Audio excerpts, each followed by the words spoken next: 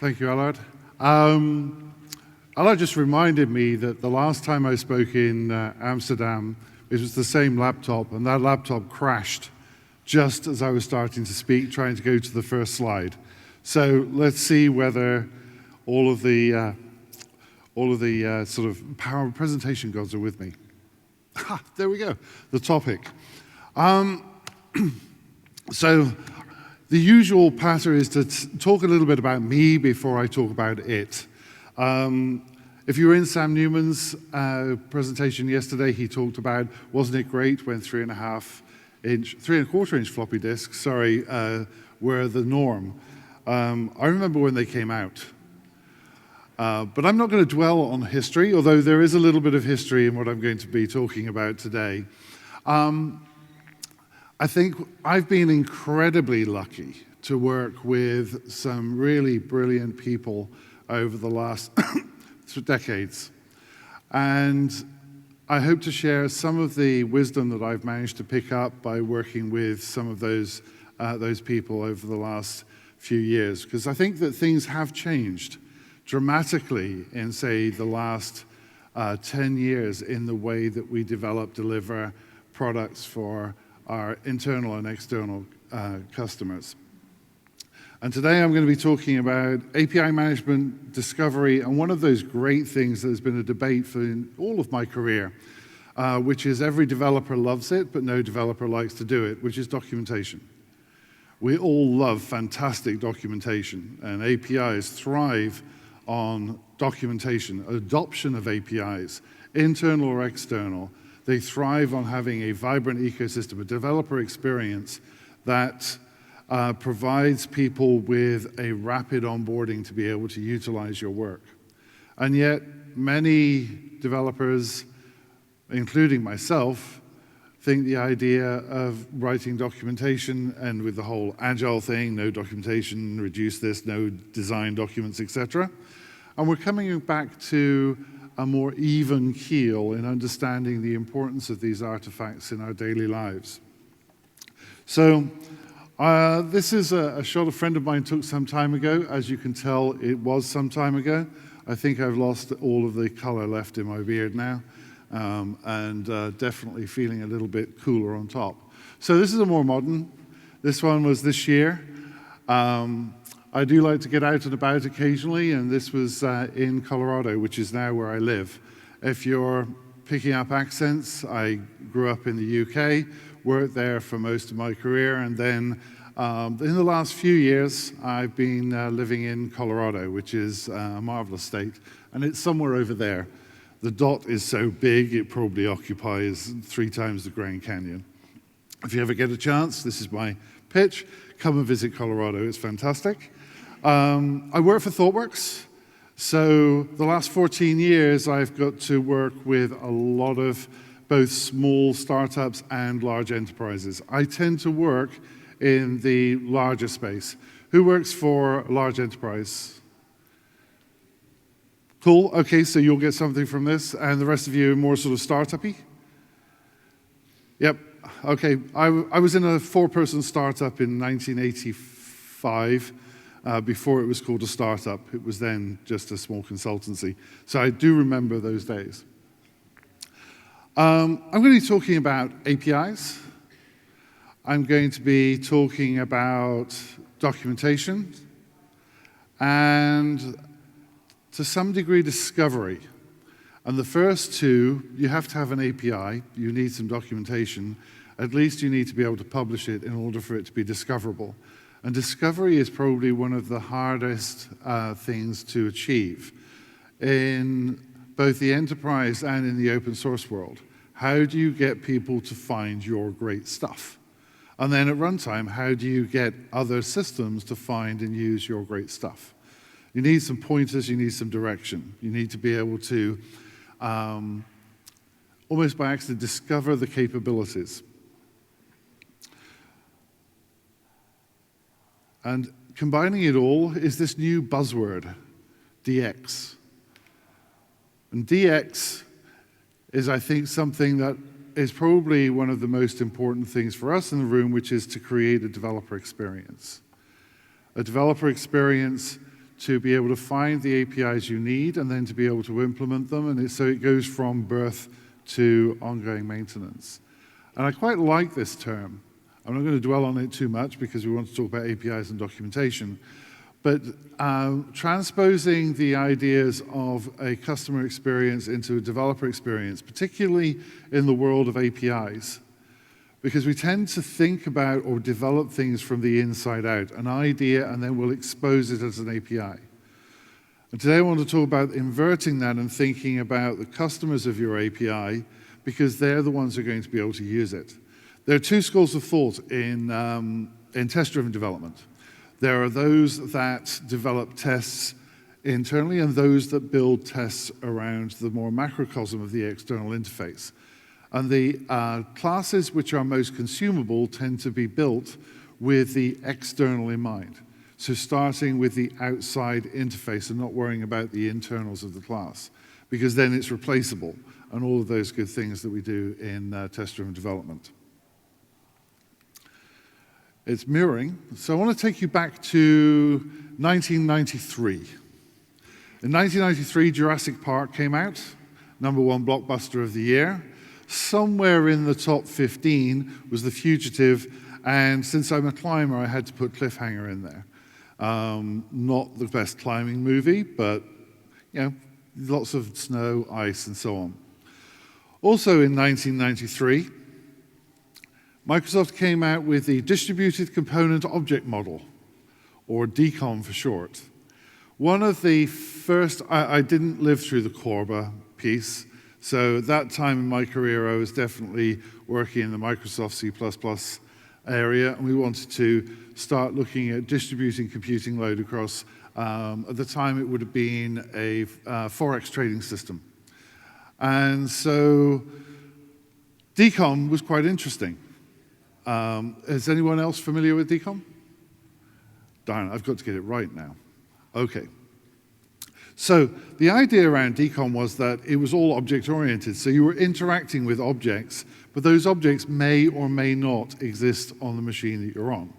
So you were interacting via method calls, getters, setters, and so on, with an object that was somewhere else out in the ecosystem. A time before URLs, so we had monikers, obscure things that would reference where it was, and you needed to register them around. So this was my first exposure to more distributed computing and larger scale. And you had to define these objects in something called IDLE, or Interface Definition Language, which was very much like C with lots of additional marshalling pieces of data. Incredibly complex, and I'm not going to bore you with some of the syntax there.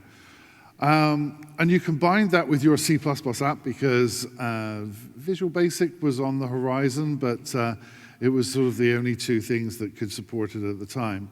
I was working mostly in C++, so you define your objects, and then you would define an interface around them, and then you would expose them to the world. And what you had to do for that was put them through a compiler. So this was all native, nothing, no JVM, or no virtual machine. It was all direct. And that compiler would generate some declarations that you then put into the Windows System Registry. So now you would have a registry of an object and its interface that would allow other parties to be able to interact with it. They'd also be able to interrogate the registry to identify the methods. And if you're using something like Visual Basic at the time, you would be able to interactively talk to those objects. And then it would have a runtime. So those objects would be instantiated and their lifecycle controlled within that registry. All a little bit complex. But it does have some pointers to where I think there are still some dangers now, and this is why I want to walk through it today. First of all, it was a completely closed ecosystem, so you felt like you were pushing a large boulder up a hill. You could only implement it with proprietary technology. You could only work in a small subset of languages. It would only work in a particular operating system. It was extremely closed. Very language specific. So no open standards, no interoperability with other ecosystems. Can I spell? Never mind. I think I edited this one upstairs, so apologies. I'm also dyslexic, which doesn't help sometimes when I'm doing these things. I tend to transpose things, but something doesn't look right there, but it may well be. Everything knew every bit of detail of everything else. And if you were listening to Mr. Nygaard earlier around coupling, some things are good, some things are bad, this coupled everything together. If you knew about one thing, you knew about everything, and it had to be the same each time. All of those signatures had to match. And so it actually ended up with a very poor distribution life cycle of being able to propagate this out. Everything was set up manually. There were none of the tools that we have today. And the ecosystem was extremely complex. You needed to be a 10-year C++ veteran to understand how Decom would work. And even then, I think I struggled.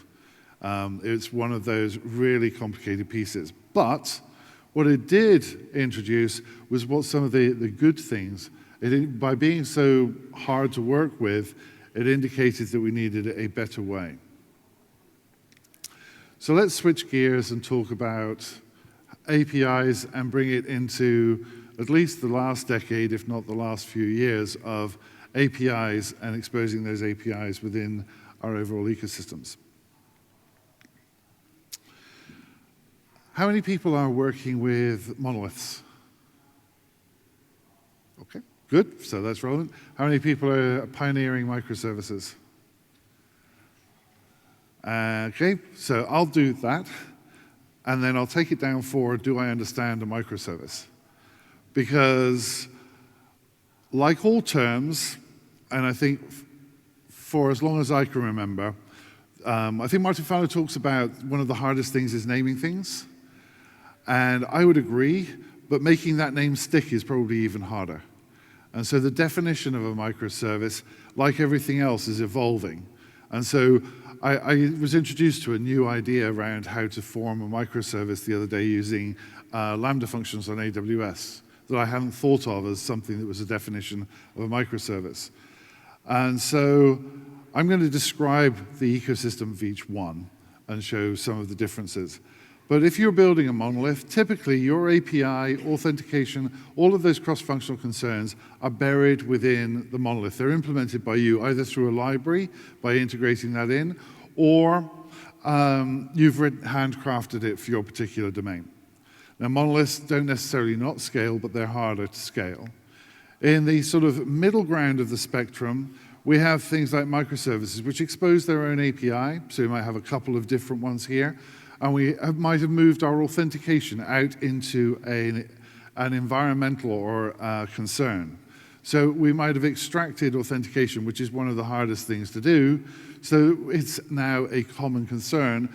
So you've now got ring-faced authentication, and everybody can come in through that authentication layer, so we don't need to worry about it within the actual service implementation. Taking that a step further, thinking about serverless, we have some sort of nebulous idea of a container, but it's not ours anymore. We're simply providing the code which is going to be run within those environments. Authentication, authorization, and APIs are now moving up. But what do we get? One of the hardest things to do within a monolith is things like rate limiting, because you tend to think of a monolith as being independent, so it's managing its own rates, and only through statistics can we sort of even that out. We might have round-robin load balancer in front. DDoS protection, something that is very hard to achieve. It's a specialist skill. Removing that from the responsibility of the service, moving that out into the environment has got significant benefits. Now, in the serverless arena, we now need to tell something else how to find our API endpoints. So in Lambda, we have functions, and they might have persistence, but they're basically compute with an entry point for a method. But our API that we're exposing, and it's not just a single endpoint that we want to expose, but multiple endpoints so that we can handle workflows across our various APIs, across our different domains, across those different areas. That now becomes something that is external. It's something that we can deploy separately. I wanted to explore some of the other aspects of these different environments and some of the things that I've seen as trends. And so when we think about scaling, which is probably foremost on many of our minds, in the monolith, it tends to be more complex. Not impossible. If you've built a stateless monolith, you can scale that. And that's why I think that this becomes a spectrum. It depends. It depends on the criteria and the things and what you've built in each space. But generally speaking, people are finding it easier to scale simpler, smaller microservices. And in serverless, that's no longer your concern. If you need 100,000 of them, then they'll be spun up to meet your demands. Within a microservice arena, you still have to set up your scaling boundaries and your criteria, your health checkpoints, etc. So it gets easier. Is it that way? That way. It gets easier going across for scaling. I did need to warn people I tend to move. I've been very static. I'm suffering from jet lag, so I now need to start revving it up. It's been a 2-day conference and keep things going. Another dimension, endpoints. Monoliths tend to have hundreds, if not thousands, of entry points. And so scaling across between those tends to be a concern of the monolith, and we do thread pooling and so on in order to meet those demands. As we move more towards the serverless arena, then endpoints tend to have a single cardinality. In the middle, a microservice, a well-crafted microservice tends to reflect the domain. So whatever that business domain is, having that integral piece gives it some isolation from the other pieces. At both ends of the spectrum, persistence becomes a little bit more of a concern because in the monolith you tend to have lots of models that you're working with, and in serverless you tend to have a large swathe of data. And so setting the boundaries around your data can be more complex on either ends of those spectrum. Instances, I don't know what the scale numbers are, but the relative sizings, you tend to have a small number of monoliths, quite a few microservices. I'm currently working with around 1,200. And then in the service arena, that again, that is something that is beyond your control, but it tends to be based on the traffic loads that you've got in a high volume site. You're going to be exposing a lot of those instances. Now, this now switches, as we've got these dimensions, stepping back from the runtime production environment, let's think about the ecosystem that is used to deliver that software. Does anybody here work with a monolith? A monorepo. I'll get it right. A monolith mono. A couple of people. Okay, cool. I really like monorepos. But most people are tending to decompose things along the lines of their deployment units. I think we as human beings like to connect one to one. And then there's a path between the one and the one. So as we build a microservice, I imagine most people have a repo per microservice, or a couple of, yeah, that seems to strike a chord. And as we do that, we're setting up a different dimension of optimization. We're optimizing around the single delivery of a domain through our build environment into production so that we can connect one-to-one. Because anything more than one-to-one, once you get into branching strategies, becomes combinatorially more complex to manage or even to understand mentally. And so what I'm seeing is that a lot of organizations, as they track on their journey towards microservices and serverless, is that that has impact on the overall ecosystem of development.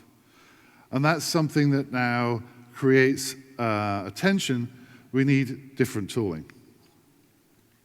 Deployments, they're one of the reasons for going for microservices and lambdas is you can deploy more frequently, multiple times a day.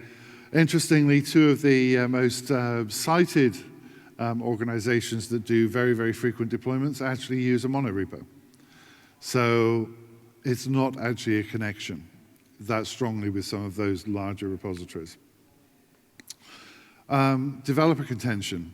Related to repositories, if you have one thing, then developers tend to trample on each other's feet in that one repo when they're trying to do competing refactorings or implementation. very rare in a few hundred lines of a Lambda expression or Lambda function. However, it does make library sharing, coordination, and reduction of duplication a lot harder. So we're trading off two things there. And then, who works in a regulated environment? Yep. So, asset management. The regulators still think that the software is a physical asset because it fits on a physical machine, and therefore it has to be asset traceable. So if you're in the world of having to manage assets, then a fewer number of assets is much, much easier to manage. And as you move along this spectrum, managing those assets becomes much, much harder and less understood by those regulators that are coming in and inspecting your software. How do you define your APIs? So we have, in the monolith world, you would use something and then you might write some separate documentation.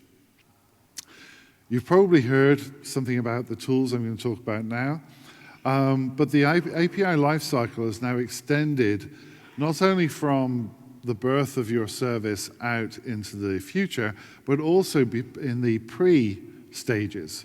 So when we used to do detailed design specifications and so on, they were laborious and quite often not used past the initial, every plan doesn't work as soon as the first engagement.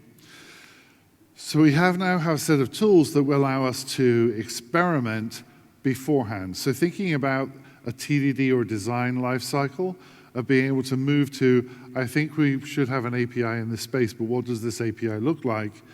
We can now experiment with some of the tools, I'll talk about them in a moment, but Rommel and Swagger. Is everyone familiar with those? Okay, so I do have something new to talk about.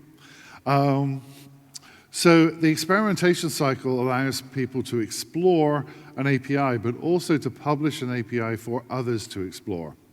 So similar into the UX world, where you might do some paper prototypes, and you would take out and you do usability testing, you can also now do that with APIs in a programmatic form. And that can then lead through with the documentation and the stubs into the implementation, where you can use that specification to verify your implementation and to make sure that it is complying to the original objectives, or change the two in tandem because you've got evolving requirements.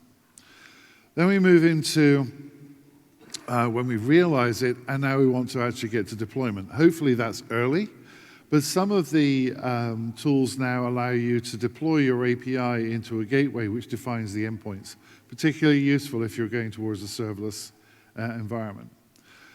And then we get into the really murky world of when your 1.0 goes live and becomes meteorically successful and you have 1 million customers for your API, you now want to change something. And how do you maintain and mutate that or update that API over time? And there are various techniques. I'm not going to go into that today. I think that's probably the subject of 2 or 3 books. But something I can pick up later if anybody wants to talk about it. Talking about tools, does this work? Yes, magnifying. So Rommel comes from MuleSoft. I almost lost it there for a moment. The sleep is kicking in. Rommel is a way to define your APIs in YAML. And it's primarily targeted at the design and build phases of your API. So it allows you to generate an API specification. And if you're using the MuleSoft toolchain, then you can take your Rommel specification and you can put it up there, and it publishes it beautifully and allows people to discover it if they know where to look. One of the other interesting characteristics of these specifications is that they're executable. So you can use them for tests. Once you've defined that and you've got an agreement, if you've got an agreement between 2 parties, then you can actually decouple the implementation of the producer and the consumer. So now a consumer can go away and develop against that API, stub data emitted, and you can develop the API and meet somewhere in the middle. So you have a development contract that is executable, not just documentation, but something that you can actually run against and verify. Swagger is an alternative to Rommel and probably the most popular at the moment. It's a little simpler, doesn't go as high in the stack, but targets a similar focus of design, build, document, and test. There are a couple of other pieces which I'll talk about in a moment, which I'm not too convinced about in the overall ecosystem. But Swagger allows you to define an API, XML or JSON. I think one of the areas we're in at the moment is that the tool set does not support other interactions. So it's primarily for RESTful interfaces rather than RPC or other interface styles. But if you're in the RESTful world, you're building RESTful services, you're transferring data, also doesn't handle GraphQL well, but you can actually define your APIs and the models that you're exposing to the outside world.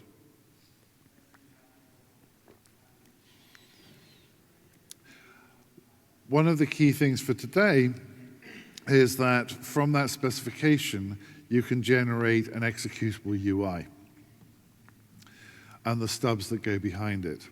And this allows you, people to set up different paradigms and to exercise your API even when your API doesn't exist. So similar to the UX world, which I mentioned, in the DX world, this allows you to publish that and get feedback without actually a massive investment in building out that full API. And even internally, communicating via these executable documents allows people to get familiar with the tool set and with the API that you're going to expose. The life cycle, allowing you to take a specification, the specification becomes the center of the overall ecosystem. Enables you to publish documentation, stubs, allows you to code generate clients and code generate servers.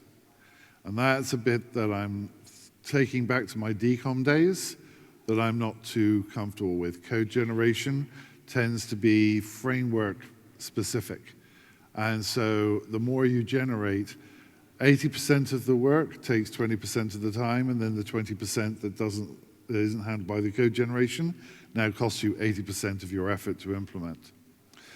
But a key, as a test person, I love having everything with automated tests. These specifications do allow you to execute those tests in an automated fashion, and there are frameworks that support them. And you compare what you've generated with the verified example.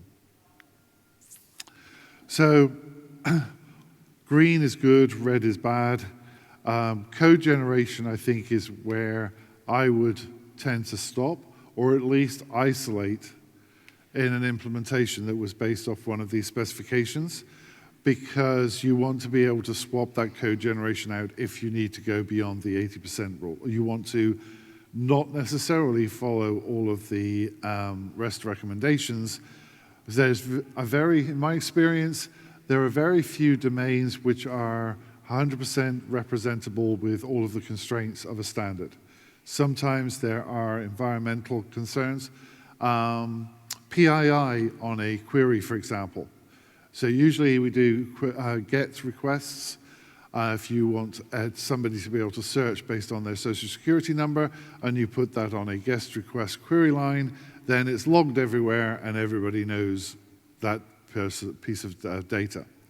And so many organizations switch a GET for a POST. You can still do it, but it's sort of morphing or avoiding the issues of logging.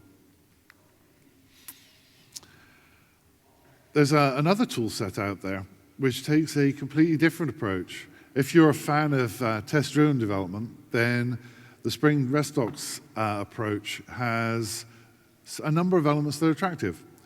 If you don't write a test against your application, then you don't get the documentation. The documentation is actually generated from the execution of the test. And so But the act of running your API tests using Spring REST docs actually generates the documentation to go forward. And that can then be published, and that makes it discoverable. So the things to look out for in these tool sets, that they are text-based.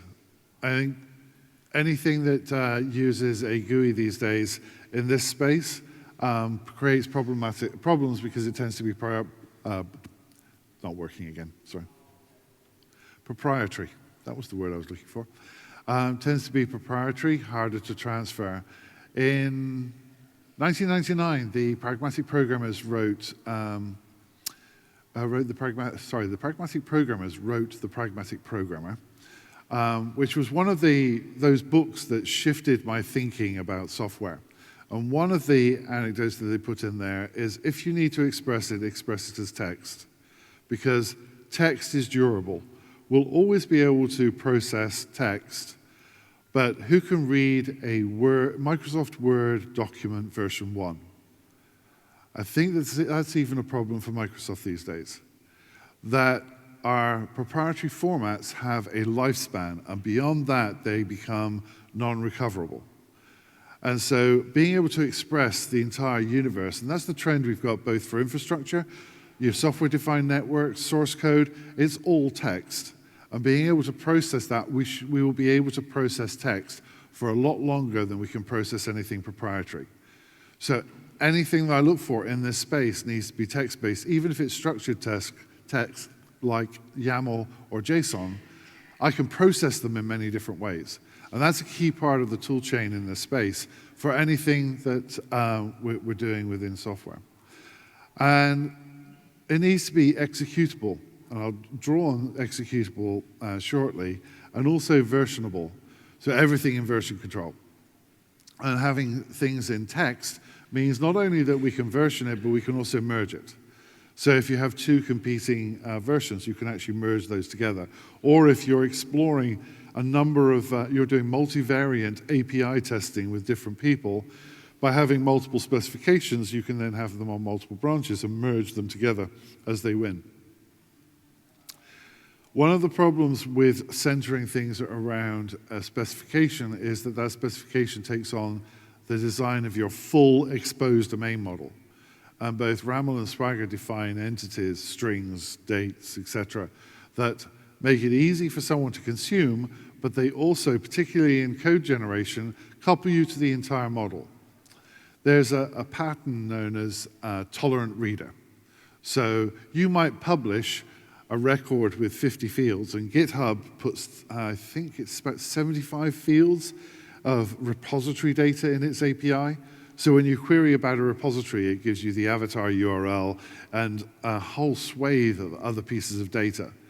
Now, if you want all of that, then that's great, but typically, most API consumers want one or two fields. They don't need the entire API. You're working through a thread. All of the specifications, and particularly code generation, means that you can't be tolerant to people adding fields. And so you then start getting excessive coupling between the clients and the servers. So adopting a handwritten approach can actually be more cost effective because in the longer term, you have lower coupling, which allows you to adapt your UI, your API consumers more rapidly when things change. And it's no substitute. Everyone familiar with consumer-driven contracts? Few, okay. So the idea of a consumer-driven contract, which is probably more applicable to internal enterprise APIs, I haven't seen a working external system.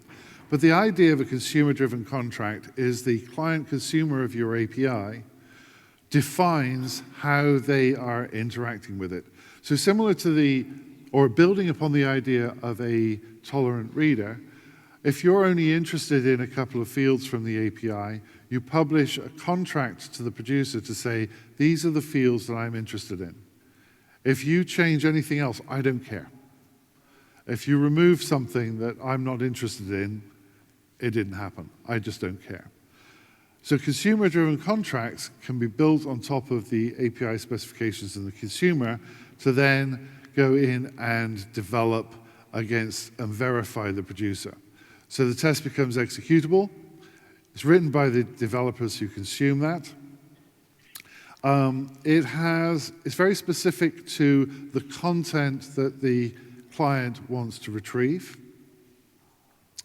I think it's most useful for internal collaboration in a larger enterprise. When you have 2 or more teams, those teams need to collaborate through documentation and through internal APIs. I should have mentioned this is the first time I'm doing this talk, so I'm going to be time challenged. I'm going to be picking up the pace, but tell me to slow down if I go too fast. And then you can use it as regression tests. In fact, consumer-driven contracts are particularly useful in continuous delivery pipelines to stop breakages between different groups. So a producer generating a service is blocked in their pipeline if they don't satisfy all of their consumers' contracts. And a consumer is blocked unless they express that they have a contractual obligation placed on the producer. So you can now throttle your continuous delivery pipeline, both for the producer and the consumer, based on the agreed contract. As long as that contract is written in something that is executable, pick your favorite BDD framework for verifying APIs. Doesn't really matter as long as it works for all parties. But it means that now that if you work with larger development, QA, system integration test environments, you want stability. And working with the producer consumer to throttle the changes going through means that you can proceed more safely. It also gives you a straightforward path into production. If nothing breaks and your contracts are good, then if all of the other tests pass, you can now go straight into production with nobody touching that code.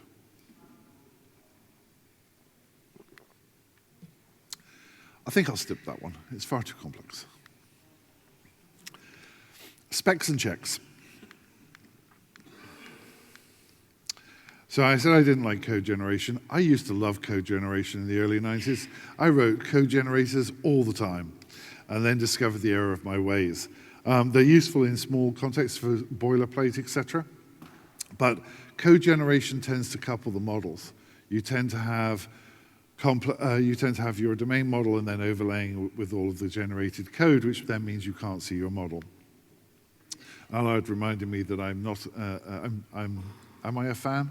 Annotations are okay, I think we concluded. And you can evolve the API over time. I did want to spend a little bit of time on documentation because it's key to discovery. Unless you produce documentation, API specifications, you can't get into discovery, whether it's at runtime or at development time.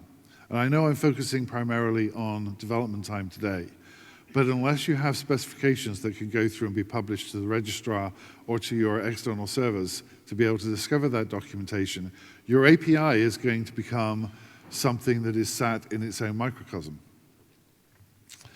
And there's a tool set that, same principles, but what do I want in my documentation?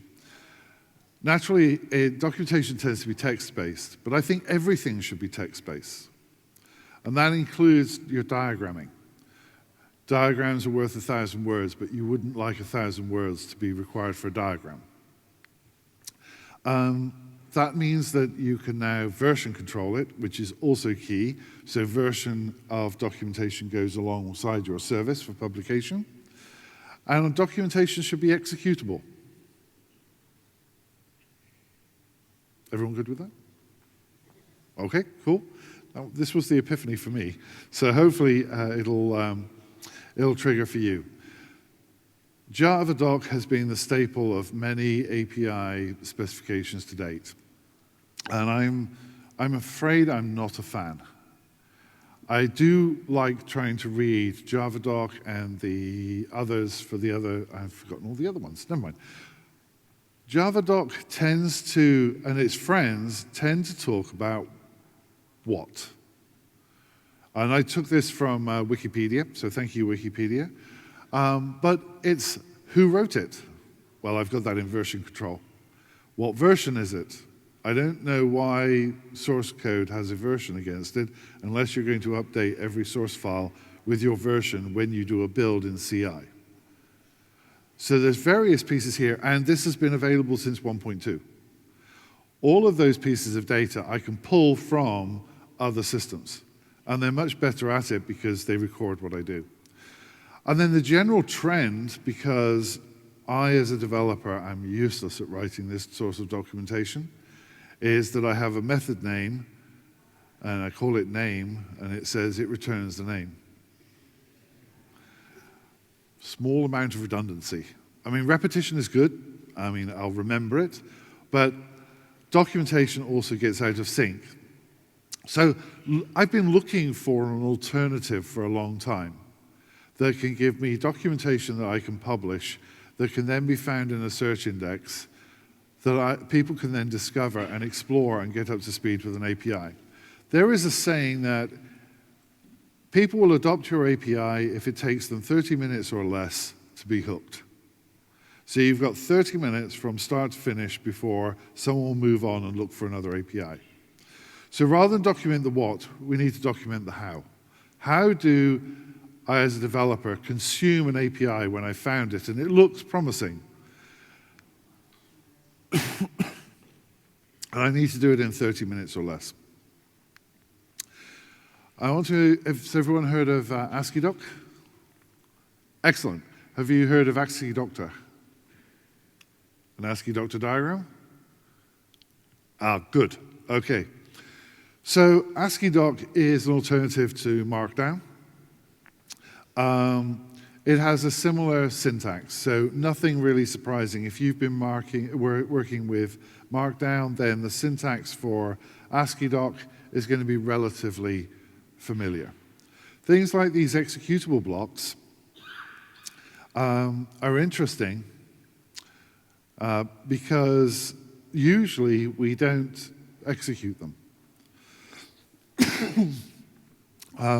We write it down and then a couple of minutes later change the API and everything breaks. I found a lovely README recently which said, go and read this Word document out on SharePoint.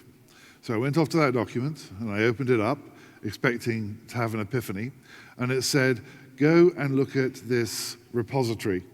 And the repository wasn't Git, Subversion, or anything that had come out in the last 15 years. So that was an interesting recent reminder that documentation tends to age. Now this tool chain has now been integrated into most of your favorite build tools. But before we get there, we want to draw diagrams. Now, this to me loses on, it takes 1,000 words to do a diagram, so I'm not so keen on this particular format, but the tool set supports 15 different tool sets, different diagramming tools. And this one is the UML one, which I quite like. Not necessarily for class diagrams, I think they're a little bit passé these days. But for sequence diagrams, how do I interact with the API? Killer feature, though, is not what you can write in the documentation, but how you can interact with that tool set in developing and publishing your APIs out for general consumption. And that's the executable bit. If I'm looking to describe how to use my library, I already have an excellent repository of documentation. It's my tests. And so I have a repository of source and tests. Those tests show you how to construct, call an API. I've got integration tests. I will have them for each of those APIs. I can draw upon my tests to pull in the documentation. So using some sort of framing text to say, hey, this is my glorious API. It does these wonderful things. This is how you're going to use it. I can now leverage the source code of that service to then publish it through into documentation. And the killer piece is that the documentation references the code directly. I recognize that I'm running out of time, so this will be a quick lightning demo. Reasonably readable. That's a dependency just added into this closure project. And here's some Very small documentation. I don't think it likes this screen. If it was real, you'd see that that is glorious documentation on the right. Some simple ASCII doc here with a reference to a file. And then the really interesting bit is you can reference a piece of the source by a tag. I'm going to close that and see whether that will open up nicely this time. There we go. And so the first block of code over here is the entire file. And then by using the tagging mechanism, you can pull out a subset of that. So it means you can stitch together your tests into your documentation. It also means when you're modifying the test, you know that you're modifying the documentation, and it's all automated to build and go out the other side and get published up to a documentation server. And just to prove that that works, do a quick build, pause for 5 seconds, 6 seconds, 10 seconds. And now I have something which, because it has various chroma coding on the source code, you can put out some fairly high quality documentation that describes quickly how people can start interacting with your service, with your API, with your programmatic API, all levels of the stack, which means you can win on the 30-minute rule. You can get somebody up and running. And if you combine this with Swagger or Rommel to actually drive execution, then people can open that up and actually interact with your API, which is the next killer piece in the puzzle.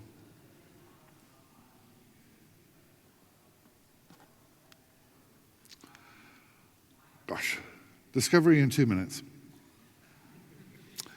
Well, if you don't discover it in 2 minutes, then it's probably not something for you. So I talked a lot about the forerunners to discovery. And the reason I've done that is that like having a great book, you have to have the content in order to be discoverable. You have to have the specifications. The technologies such as Console, the latest AWS API Gateway, these are all things that you have manuals for in the documentation. There's getting to be very little to choose between them other than the content that you publish to them. And so that's why I wanted to spend the time today talking about some of the prerequisites to getting to the point where you can then make them discoverable. There's also 2 flavors to this. So the API specification tends to be through specification and saying this is what it looks like. Within a runtime topology, if you were to use something like Console, it works on more registration. So similar to Decom, but much better, you publish a service and it publishes its API as an act of existence. I tend to favor the latter over the former. But as human beings, we tend to favor specification over registration. And in the middle is the gray area of choreography, where systems starting up tend to, by making themselves available, alter the ecosystem and change the balance. I'll skip over this. Just a nod to those people who are creating multiple repositories. Source code discovery becomes a much bigger problem. Particularly when you get into operations. In the days, for the people who have mono repos, they have the tools like find and grep and search indexes on their machine. If they're using a Mac or a Windows machine, they can find almost any exception that's thrown by code. If you have more of a higher level, multiple repositories, you don't even know if you've got all the repositories, you've got the right versions, or you even have access to all of them. And so diagnostics becomes far more difficult. That was a little aside. So a couple of tools for your ecosystem: site search, possibly FAIRS, and code search, which is search code. Within the enterprise, finding source code, unless you're on something like GitHub or GitLab that allows you to explore all of the available systems, usually it takes a while to discover A, what you have, and B, who worked on it, and C, where they are now. And that's some of the biggest organizational problems with scaling out with multiple repositories in a larger enterprise. And I think that's it.